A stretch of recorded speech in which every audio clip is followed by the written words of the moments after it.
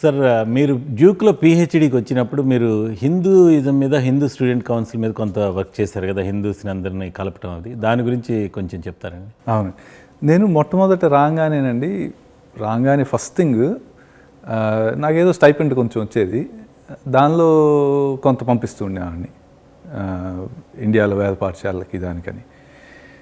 తర్వాత సరే నేను ఒక్కడనే చేయటం ఏంటి, ఇంకా నలుగురం పోగు చేసి పంపించవచ్చు కదా అని వేరే స్టూడెంట్స్ దగ్గర, స్టూడెంట్స్ అంటే ఎంత ఇవ్వగలరండి, అందరూ స్టైపెండ్ల మీద ఉన్న వాళ్ళు, అందరూ పిహెచ్డి స్టూడెంట్స్, $10 $20 అలా పోగు చేసి ఏదో కొంత పంపిస్తుండేవాళ్ళం.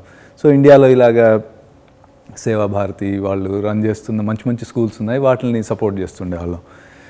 చేస్తూ తర్వాత ఇంక దానిలో కొంచెం డెప్త్ చూడటం మొదలుపెట్టా. అసలు నాకెందుకు ఇలా అనిపిస్తుంది సేవ చేయాలని, మిగతా వాళ్ళకి ఎందుకు అనిపించలేదు, అది దాని ఫిలాసఫీ ఏంటి అని చూస్తే అప్పుడు మా గురుగారి దగ్గర నేర్చుకుంటుండేవాడిని కదా వేదం.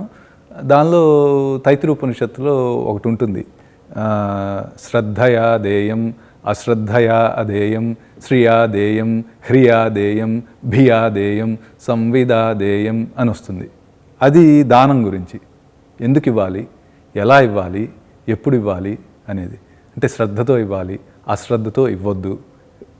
మోడెస్టీ అంటే బాగా అణిగిమణిగి ఇవ్వాలి, ఇచ్చినప్పుడు ఇస్తున్నా తీసుకో అని అలా కాకుండా, అది నీకు ఇచ్చిన గొప్ప రెస్పాన్సిబిలిటీ దేవుడు ఇచ్చింది. భియాదేయం అదొక రకమైన భయం కాదు కానీ అదొక రకమైన భక్తితో కూడిన భయంతో ఇవ్వాలి. సంవిదాదేయం, సంవిత్ అంటే పూర్తి పరిజ్ఞానంతో ఎందుకు ఇస్తున్నాము అనే కంప్లీట్ అవగాహన ఉండాలి ఎందుకు ఇస్తున్నామని. అది చదివిన తర్వాత అనిపించింది, ఊరినే డబ్బులు అడిగితే చాలదు, జనాలకి తెలియాలి, ఇది తెలిస్తే వాళ్ళు ఆటోమేటిక్గా ఇచ్చి వాళ్ళకి చేయాల్సిన మంచి పనులు చేస్తారని. అప్పటికీ అంటే మా ఇంట్లో వేరే గ్రాడ్యుయేట్ స్టూడెంట్స్ చాలామంది ఉండేవాళ్ళు. ఇలా నేను అద్వైతం అయితే విశిష్ట అద్వైతం, ద్వైతం ఇలాగా జోరుగా రాత్రి 3-4 వరకు అలా ఫిలసాఫికల్ డిస్కషన్లు నడుస్తుండేవి. అదృష్టవశాత్తు ఫ్రెండ్స్ కూడా చాలామంది ఉండేవాళ్ళు, ఇది బాగా డెప్త్ తెలిసిన వాళ్ళు, అందరు పిహెచ్డీలు చేస్తుండేవాళ్ళు. సో అది అవుతుండేది. సో అప్పుడు అనుకున్నా, అంటే ఫస్ట్ ఫండమెంటల్స్ ఉంటే కానీ ఇది ఎఫెక్ట్, ఇవ్వటం అనేది ఎఫెక్ట్, కానీ ఇవ్వాలి అని అనిపించడం అనేది కాజ్. అప్పుడు హిందూ స్టూడెంట్స్ కౌన్సిల్ అని ఒకటి మొదలు పెట్టాను ఇక్కడ. భగవద్గీత ప్రతి వారం చదివేవాళ్ళం, 25 మంది 30 మంది వచ్చేవాళ్ళు, గంట సేపు అలాగా చదివి ఒక్క శ్లోకం చదివి దాన్ని అర్థం చేసుకొని దాని గురించి డిస్కషన్ చేసుకొని మనం దాన్ని ఎలా అవలంబించుకోవచ్చు మన జీవితంలో అని. అలా ఇప్పటికి 20 ఏళ్ళ నుండి నడుస్తుంది డ్యూక్లో ఆల్మోస్ట్. ఇంకా చేస్తున్నారు వాళ్ళు. ప్రతి వారం ఒక శ్లోకం. బాగా స్టూడెంట్స్ వచ్చేవాళ్ళు. మన పండగలు చేసుకున్నప్పుడు మన కల్చర్ గురించి మనం తెలుసుకోవటమే కాకుండా ఇక్కడ చుట్టుపక్కల వాళ్ళకు కూడా ఎడ్యుకేషన్ లాగా, ఎందుకు చేసుకుంటాం, దీపావళి ఎందుకు చేసుకుంటాం, మహాశివరాత్రి ఎందుకు చేసుకుంటాం, దానికి నేనే చేసేవాడిని పూజలు, అంటే ఆ ప్రక్రియ తెలుసు కాబట్టి. సో అలాగా ఒక చోట మొదలుపెట్టాను డ్యూక్లో. ఇక్కడ ఒక చోట ఎందుకు, అన్ని యూనివర్సిటీల్లో ఎందుకు ఉండకూడదని లోకల్ యూనివర్సిటీస్లో వెళ్ళి మొదలుపెట్టాను. ఎన్సిఎస్యులో భగవద్గీతలు ఇండియాకి వెళ్ళినప్పుడల్లా గీతా ప్రెస్ వాళ్ళది ఓ సూట్ కేసు నుండి తెచ్చుకునేవాడిని. ఎంత వెయిట్ అలౌ చేస్తే జనరల్గా 200-250 పడతాయి ఓ సూట్ కేసులో, 50 పౌండ్లో. అవి తెచ్చుకొని ఇచ్చేవాడిని అందరికీ, భగవద్గీతలు, తర్వాత ఇలా కొన్ని స్తోత్రాలు. సో అలాగా వేరే యూనివర్సిటీస్కి ఎక్స్పాండ్ చేసాము. చేసి హిందూ స్టూడెంట్స్ది అది నేషనల్ లెవెల్లో కూడా చాలా ఏళ్ళు చేశా. అంటే ఒక్కొక్క చాప్టర్ మొదలు పెట్టడం కన్నా అసలు ఫౌండేషన్ ఎలా సెటప్ చేయాలి, సో అన్ని యూనివర్సిటీల్లో ఇంత ట్రెషర్ మిస్ అయిపోతున్నారే జనాలు అనే ఒక తాపత్రయం, దాంతో అలా ఉన్నారు చాలామంది బాగా బిహైండ్ ద సీన్స్ వర్క్ చేస్తూ ఇలాగ అందరికీ అందాలి ఈ నాలెడ్జ్ అనేవాళ్ళు. సో అలా చాలా చాప్టర్స్ ఉన్నాయి ఇప్పుడు యూఎస్లో. హిందూ స్టూడెంట్ కౌన్సిల్ ఉంది, హిందూ స్టూడెంట్స్ అసోసియేషన్ అని ఇంకోటి ఉంది, బాగానే ఉన్నాయి. మీరు ఇప్పుడు హిందూ స్టూడెంట్ కౌన్సిల్ని ఇంత బాగా ముందుకు తీసుకెళ్లారు కదండి. జనరల్గా మనకి ఇండియా నుంచి వచ్చే పిల్లలకి ఇక్కడికి రాగానే ఒక కల్చరల్ షాక్, మనం హిందూ సంప్రదాయాలను చూపించకూడదు, బొట్టు పెట్టుకోకూడదు, ఇట్లాంటి ఒక అపోహలు ఉన్నాయి. అంటే వీటి గురించి అసలు మీ యొక్క అభిప్రాయం విశ్లేషిస్తారా? అంటే ఆ అపోహ ఉండటానికి అవసరం లేదు. ఎందుకంటే మనల్ని బాగా గౌరవించుకొని సెల్ఫ్ రెస్పెక్ట్ మనం ఉన్నామంటే అమెరికాలో జనరల్గా అంటే కొన్ని స్ట్రే ఇన్సిడెంట్స్ ఉండొచ్చు, బట్ జనరల్గా వాళ్ళు మనల్ని బాగా గౌరవిస్తారండి. ఇప్పుడు ఫర్ ఎగ్జాంపుల్ నేనే రోజు విభూది పెట్టుకొని వర్క్కి వెళ్తాను. అలా నేను విభూది పెట్టుకున్నాను కదా అని చెప్పి ఎవరు మాట్లాడకుండా ఉండటం అలా ఉండదు. అదొక అవకాశం కూడా. వాళ్ళు అదేంటి అని అడుగుతారు, చెప్పొచ్చు వాళ్ళకు, "ఓ ఎందుకని పెట్టుకుంటున్నాం మేము, ఇది మా రీజనింగ్" అని గౌరవిస్తారు. దానికి తోడు ఇప్పుడు అమెరికాలో పర్టికులర్గా చాలామంది, నాకు నంబర్ తెలీదు, బట్ టెన్స్ ఆఫ్ మిలియన్స్ వెజిటేరియన్స్గా ఉన్నారు. మనకి పూర్వం మన దగ్గర ఏమి చెప్పేవాళ్ళు, కరెక్ట్ ఇలాగ ఉండాలి మన లైఫ్ స్టైల్ అని, అవన్నీ ఇప్పుడు రికగ్నైజ్ చేస్తున్నారు, దాని హెల్త్ ఎఫెక్ట్స్, దాని ఎన్వైరన్మెంటల్ ఎఫెక్ట్స్ అవి.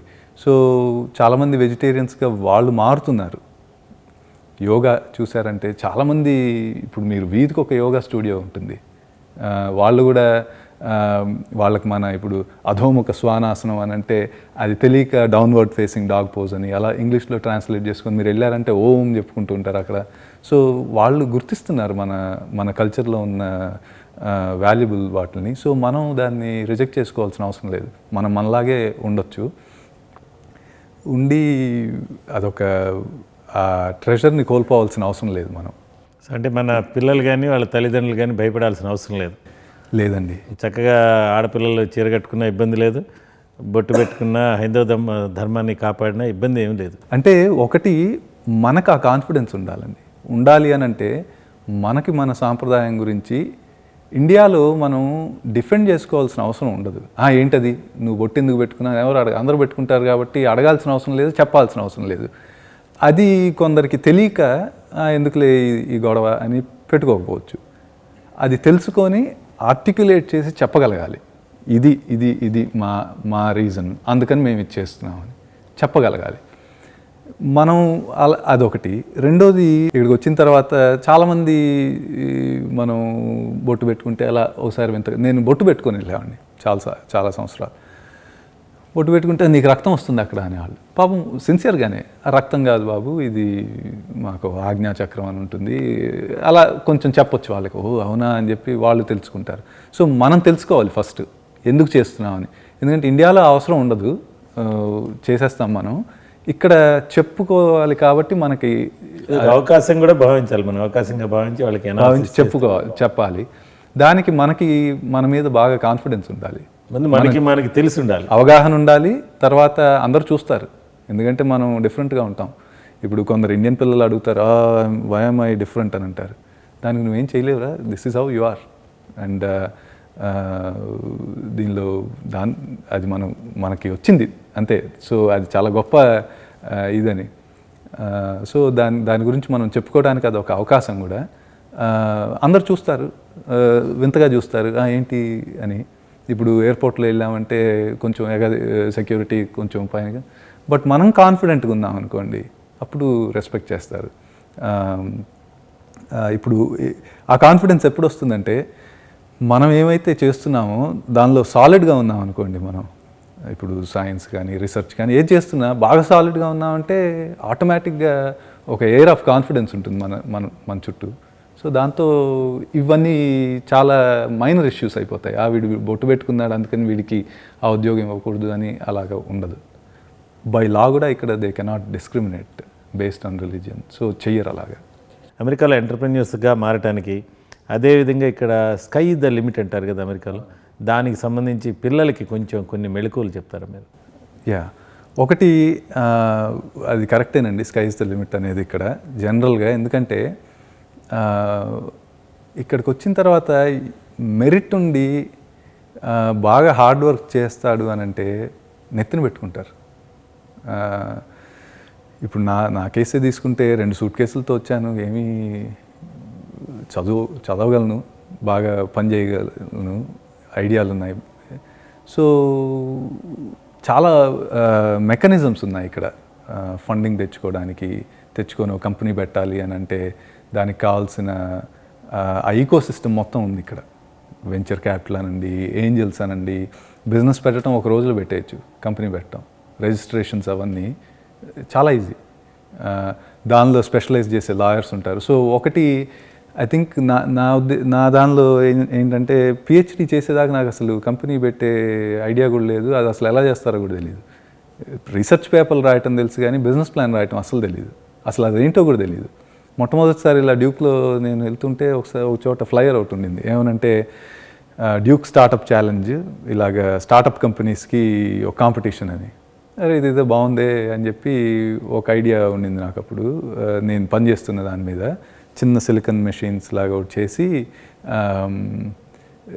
ఒక ఇప్పుడు మనం ఫోన్లలో ఇలా ఫ్లిప్ చేస్తే టర్న్ అవుతుంది చూడండి, అది అలాంటి కొన్ని ఐడియాస్ వి అని ఒకటి ఉంటుంది గాల్లో వాడేది, అలాంటివి కొన్ని ఐడియాస్ ఉండి సరే వేసి చూద్దామని చెప్పి ఒక ఎంబీఏ స్టూడెంట్తో టైప్ అయ్యి ఇద్దరం కలిసి రాసాం ఒక ప్రపోజల్.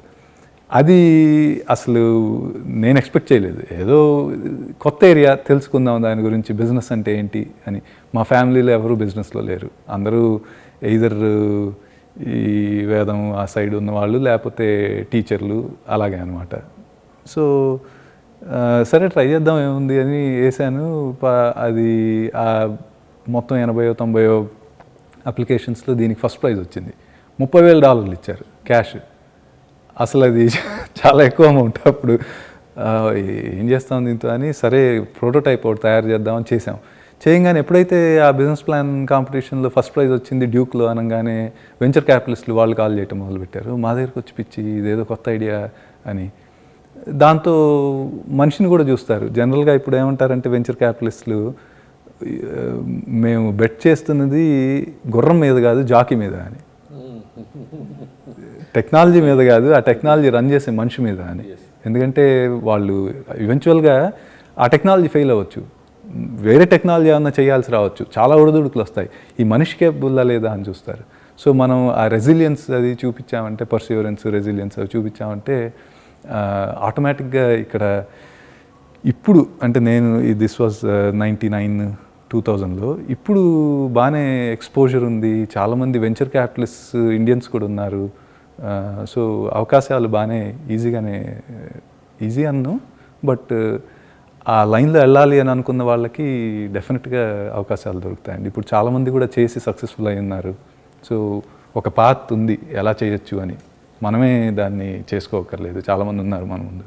తర్వాత మీరున్న ర్యాలీ గురించి నేను చెప్పండి, అంటే ర్యాలీ యొక్క ఇంపార్టెన్స్ చెప్పండి. మీ ట్రయాంగిల్ ఏరియా ఇది ఇక్కడ రీసెర్చ్ ట్రయాంగిల్ పార్క్ అది ఉందన్నారు కదా, ఒకసారి ర్యాలీ గురించి. రీసెర్చ్ ట్రయాంగిల్ పార్క్ అని ఇక్కడ ట్రయాంగిల్ ఎందుకంటారంటే అండి, పైన ట్రయాంగిల్కి డ్యూక్ ఉంది, ఒక పక్క సౌత్ ఈస్ట్లో రాలీ అని ఉంది, అక్కడ ఎన్సీ స్టేట్ యూనివర్సిటీ ఉంది, తర్వాత university of north Carolina oldest public university అమెరికాలో 1700స్లో ఎప్పుడో పెట్టారు. సో ఈ 3 universities they define a triangle. So దాని మధ్యలో 1950స్లో ఎవరో చాలా విజన్ ఉన్న వాళ్ళు కొందరు లీడర్స్ కలిసి మనం ఒక రీసెర్చ్ పార్క్ ఒకటి కడదాం, వరల్డ్లో ఫస్ట్ రీసెర్చ్ పార్క్ ఇదేనండి, టెక్నాలజీ పార్క్ కట్టారు. కట్టి ఇక్కడ ఒట్టి రిసెర్చ్ మాత్రమే చేస్తాము అని చాలా విజన్ ఉంది వాళ్ళకి. ఎందుకంటే రీసెర్చ్ చేస్తేనే కొత్త ఐడియాలు వస్తాయి, కొత్త ఐడియాలు వస్తేనే కొత్త ప్రోడక్ట్లు ఉంది, కొత్త రెవెన్యూ ఎకానమీ. సో అది చూశారు వాళ్ళు, అప్పుడే చూసి కట్టారు. కట్టి చాలా పెద్ద పెద్ద కంపెనీస్ని అట్రాక్ట్ చేశారు, గ్లాక్సో, ఐబిఎం, ఇలా పెద్ద పెద్ద ఎంప్లాయర్స్ వచ్చారు ఇక్కడికి. అది వచ్చిన తర్వాత మెల్లగా ఒక ఈకో సిస్టమ్ ఒకటి తయారైంది, చాలా టాలెంట్ మూవ్ అవటం మొదలైంది. ఎక్కడికో వెళ్ళక్కర్లేదు, ఈ 3 యూనివర్సిటీల్లో చాలామంది గ్రాడ్యుయేట్స్ని ప్రొడ్యూస్ చేస్తారు. సో వాళ్ళు వచ్చి వర్క్ చేయటం మొదలుపెట్టారు. ఇప్పుడు ఎంత అట్రాక్టివ్గా ఉందంటే ఈ ఏరియా, మా కంపెనీలో కూడా శాన్ డియేగో నుండి లేకపోతే బాస్టన్, న్యూయార్క్ నుండి పెట్టబేడ సర్దేసుకొని మేము వచ్చేసాం ఇక్కడికి, ఇప్పుడు ఉద్యోగాలకు వెతుక్కుంటున్నామని. చాలా అఫోర్డబుల్, స్కూల్స్ బాగుంటాయి ఇక్కడ. మన కమ్యూనిటీకి హిందువులకి ఇక్కడ గుళ్ళు ఉన్నాయి, చాలా గుళ్ళు ఉన్నాయి.